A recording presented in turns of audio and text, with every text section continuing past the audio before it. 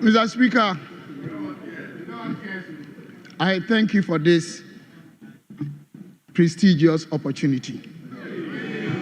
It is extremely important that people appreciate the fact that we are dealing with an area that is not just like having the discretion to describe what you see. Essentially, you deal with numbers. It is numerical in nature. Thank you. So we need to appreciate that. Mr. Speaker, I'm holding what Dr. Atufoasen came to this August House to present to us. Just an extract. And I'm quoting him. 2025 budget speech presented by Dr. Kesel Atufoasen, MP, Minister for Finance. Mr. Speaker, we inherited an economy in deep crisis, hard hit with debt. Mr. Speaker, the same budget they presented this year. I want each and every one here, Tom, Dick, and Harry, to understand the fact that anybody that concentrates only on the nominal figure when it comes to debt is suffering from unconscious incompetence. Because, Mr. Speaker,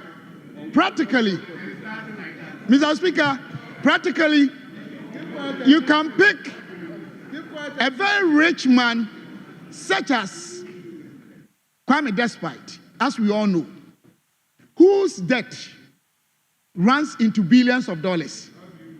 And you can pick somebody like Dr. Stephen Amoah. I also have a company. My debt running into just thousands of Ghana cedis. But mine is an issue because it can only be analyzed based on my asset value. So we talk about debt to GDP. And this is where I want us to teach the students out there the right thing. This house is very august, and we need to accord it that reputation. It is extremely important. Mr. Speaker, they presented 61.7 thereabout percent in terms of debt to GDP that we left for them. They are saying we left it in crisis. This is their own budget. Mr. Speaker, this is 2016 budget. They did it. They left that to GDP over 70%. It's only Ghana. I'm giving what they even wrote. It's here. It is only Ghana that a caretaker of an institution will leave a debt to asset value or percentage over 70%, comes back for the same institution, met 61.7 thereabout, and the person will describe yours because the NDC are brothers and sisters they believe only in communist infrastructure propaganda. They think it's all about lies. Mr. Speaker, let's not go there. We are talking about our GDP. This is what I have. This is the world's global economic growth target. It was what? 3.2%. Mr. Speaker, we left 5.7%. Mr. Speaker, this is their own budget. They just presented. This is debt to GDP is 61.7, better than yours. See this.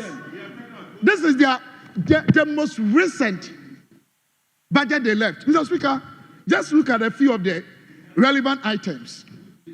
2016, agri growth was 2.7%. We left 2.8. Crops, they left 2.2. We left 3.2. Mr. Speaker, industry, they left 4.3. We left 7. Mr. Speaker, I think it is appropriate you accord this house the needed respect. It's a reputational house.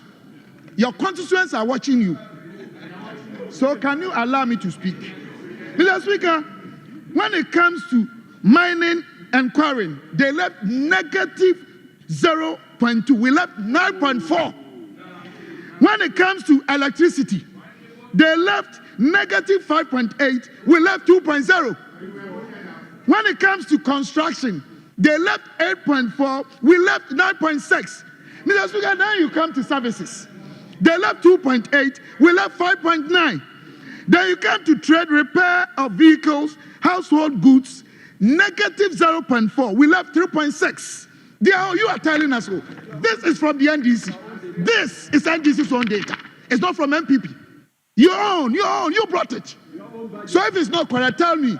I don't think you are deceiving us. For once, I trust your work. Mr. Speaker, you come to information and communication. They left 5.6. We left 15.8. Mr. Speaker, education, all over the world, the most essential areas in any serious socio-economic jurisdiction is twofold: education and health. That was why a lot of Ghanaians were surprised that as a social democrat, you could even withdraw teachers and nurses' allowances. You have no idea how to manage a sustainable economic framework. You only do propaganda. Mr. Speaker, 2016, they left 2.3. We left 2.7. Health and social work, they left 4.0.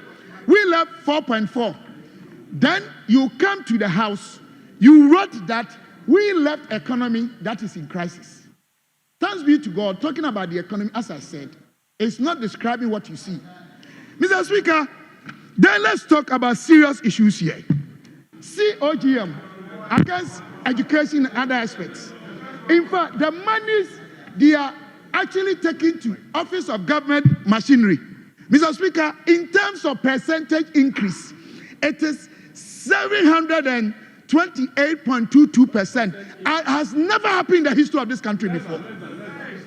Do you mean to build this economy? Do you mean to build this economy for tomorrow? Do you see the poor ones on the street there? Do you care about their future? Do you drive between Adanta and Ridge? Do you see the kids there? Have you been to Mokola? See how our mothers are suffering, and you are taking everything to listen, you cause it. You are causing it. Mr. Speaker,